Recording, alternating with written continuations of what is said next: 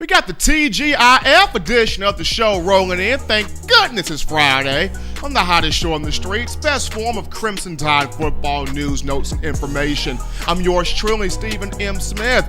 In my own words, the podcast, Touchdown Alabama Magazine, and we dive into the former Bama players that dominated the combine, that dominated the workouts on Thursday.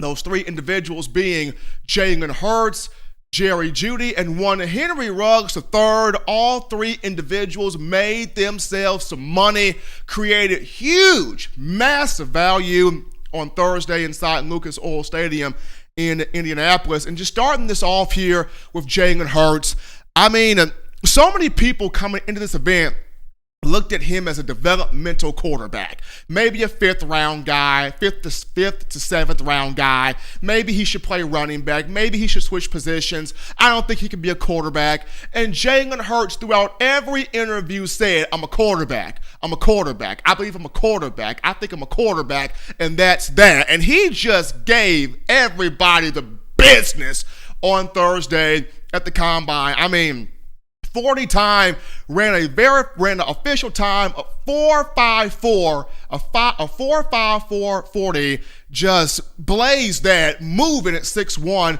222 pounds, jumped a 35-inch vert, which was tied for third among quarterbacks, had a 10-foot 5-inch broad jump, which was tied for first among quarterbacks, and then when you look at the on-field drills, he went out there and just cut the ball loose. He hit on every single throw. He had NFL scouts just baffled. I mean, Daniel Jeremiah, former NFL scout and current NFL analyst, he kept saying, I don't see Jalen Hurts dropping past the second round. And then you had Bucky Brooks, another former NFL scout, comparing him to Dak Prescott. And then you had former NFL quarterback Kurt Warner, who won a Super Bowl with the St. Louis Rams, Pro Football Hall of Famer. He kept saying, guys, I just see so much good with Jalen Hurts, guys. There's some things he may need to clean up, but I see Russell Wilson, guys, that there's just so much good when you look at Jalen Hurts. And then Louis Riddick, another NFL analyst, kept saying, he kept saying two quarterbacks he really liked, Jordan Love out of Utah State and Jalen Hurts out of Alabama, and of course, Oklahoma. I mean, Jalen hit on out routes, on post routes, on fade routes, on deep balls. There was even one out route that he threw. Yo, that ball was so sexy. Jalen looked at the camera and gave a devilish grin because he knew he hit on that throw. So, Jalen Hurts made big money at the combine. Daniel Jeremiah saying he doesn't slip past the second round. I honestly feel like there's going to be a team between picks 18 and 32 of the first round that may think, you know what, should we roll the dice and get Jalen at the bottom part of the first round? I mean, why not? Should we not roll the dice and take a chance on that? So Jalen Hurts made him some money. Jeudy made him some money at the combine at wide receiver. Now, I understand a lot of people feel like, well, Jeudy ran slow. He didn't run in the 4.3s. He didn't run in the 4.2s, Steve, and he was slow. Like, what was wrong with Jeudy? People, if you know Jeudy, you know speed has never been his game. His game is route running, footwork, manipulating defensive backs at the top of the route. That's his game. Breaking in and out of his routes cleanly, that's his game. He has never been a speed guy. And for someone that's never been a speed guy, he still ran 4.45. He still ran a 4.45 40. That is good time for one Jeudy. He ran a 4.45 40.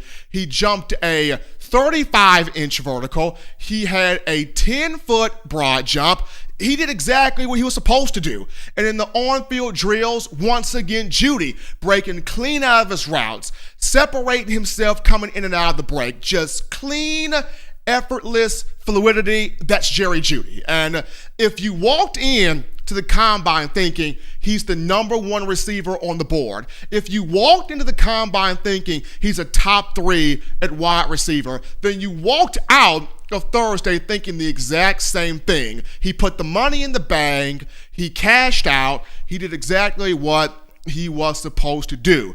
Now, Henry Ruggs, Henry Ruggs was the story. The most memorable combine I've ever seen in quite some time. He came in already blowing people away. 10-inch hands. He already came away blowing people away with the hand size.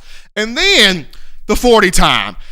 Came so close to setting history. Came so close to trying to get John Ross's record of 4.22. Now, he came out of the break a little off there. The same thing that happened to Tony Brown in the previous combine, Tony Brown of Alabama, of course. It happened with Henry Ruggs. He came out and the official blew the whistle there, and he had to go back and start back over. Kind of disappointed about that. But even with that being said, ran a verified and official 4.27. You talk about picking it up and putting it down. Henry Ruggs picked it up, put it down, 4.2740, the fastest 40 of this year's class. But in the history of the combine, Henry Ruggs is 4.27, tied for sixth fastest in combine history. Great job there for Ruggs, a guy that's known for speed, but also his vertical. A 42-inch vert. Talk about get up, young man. Get up, bruh. Get up. Henry Ruggs did that. I remember seeing a video that was posted on social media of him playing basketball at the University of Alabama at the rec center, and he had hops then. Just stole the ball, went down the court, did the little 360 windmill dunk. I mean, man, Henry Ruggs got a pogo stick in his shoes, got spring in his step. 4.2740, 42-inch vert, a broad jump of 10 feet 11 inches.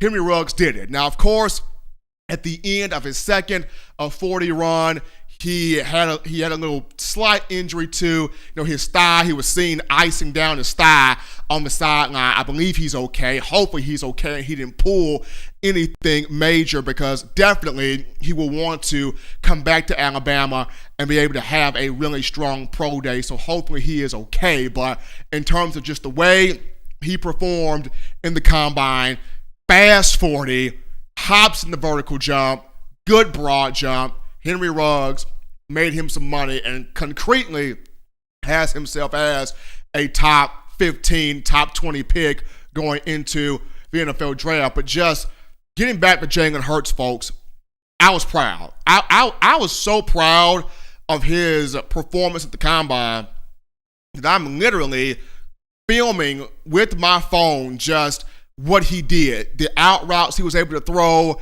the post patterns he was able to throw, the deep balls he was able to complete. He was in unison. He was in sync. Footwork looked crisp, dropping balls in the right spots, leading receivers in the right pattern. And like I said, once again, there are some things he's going to have to clean up. There are some things he's going to have to still kind of improve upon. But this was good. This was good. This was a solid showing by one Jalen Hurts at the NFL Scouting Combine. And then for Jerry Jeudy, a guy that's not known for speed, did put in a solid time at that event. But along with those three individuals, you had Jedrick Wills, who's operating at the combine today. Jedrick Wills with a 40 time of 5.09, and he put it down today. And Wills dropped 8 pounds in training for this event. His playing weight at Alabama was 320 pounds. He comes into the combine at 312 at 6'4". He mentioned that he was going to do some freakish things. He was going to drop some freakish numbers at the combine. Jedrick Wills doing just that today on NFL Network, a 5.0940. Had a 34.5-inch vert, which was second among offensive linemen, doing a fantastic job. And of course, throughout the remainder of the week, we're going to get to see the linebackers, that being Terrell Lewis and Anthony Jennings in terms of Alabama, the defensive line, therein lies Raekwon Davis, and also the defensive backs when you talk Xavier McKinney, Trayvon Diggs, and Shaheem Carter. But just dissecting Jalen Hurts, looking at Jerry Jeudy, and also Henry Ruggs III, all three guys did an incredible job. And just going back to Henry, you may have not gotten John Ross's record, Henry, but Jalen Waddle, think about it. Jalen Waddle next year, Jalen Waddle, the 2021 NFL Combine will be coming full-fledged for that record set by John Ross. So to me, just Jerry Jeudy, first rounder, high first rounder, top 10 pick, possibly even top 15 pick.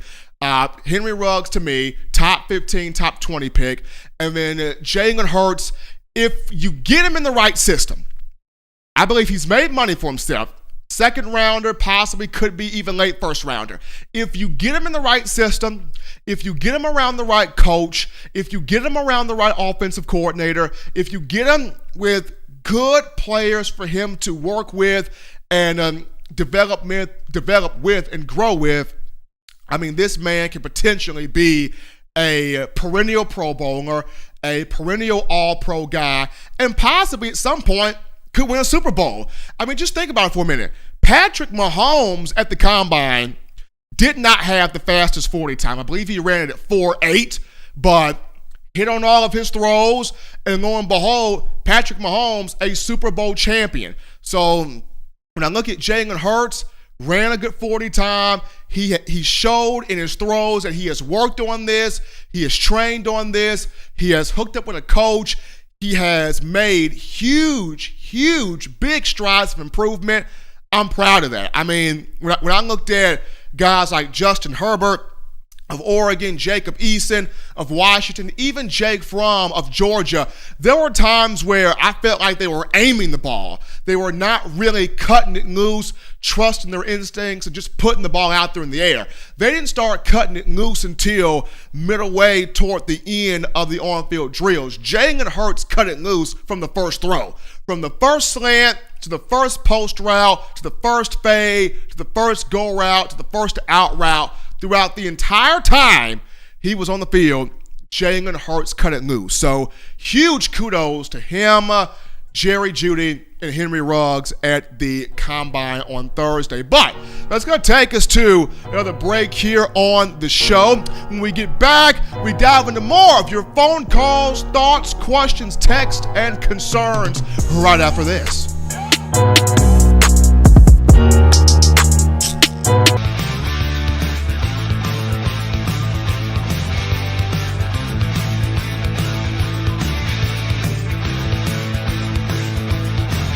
T-Town Menswear in the University Mall in Tuscaloosa. Touchdown Alabama Magazine is Alabama football's premier publication. A subscription to Touchdown Alabama Magazine is the perfect gift for any Alabama fan. For exclusive news and information, recruiting updates, a free annual print magazine, and more, go to touchdownalabama.com and click join. Only $5.95 per month or pay $49.95 for a full year subscription. That's a saving of almost $22. Make sure to subscribe before it's too late and get our new freshly printed end of the year magazine issue. Go to touchdownalabama.com today and roll Tide. Thank you for watching Touchdown Alabama Magazine's YouTube channel. To continue to get the best in Alabama football content, subscribe here and turn on your notifications to stay connected with the hottest shows covering your Crimson Tide.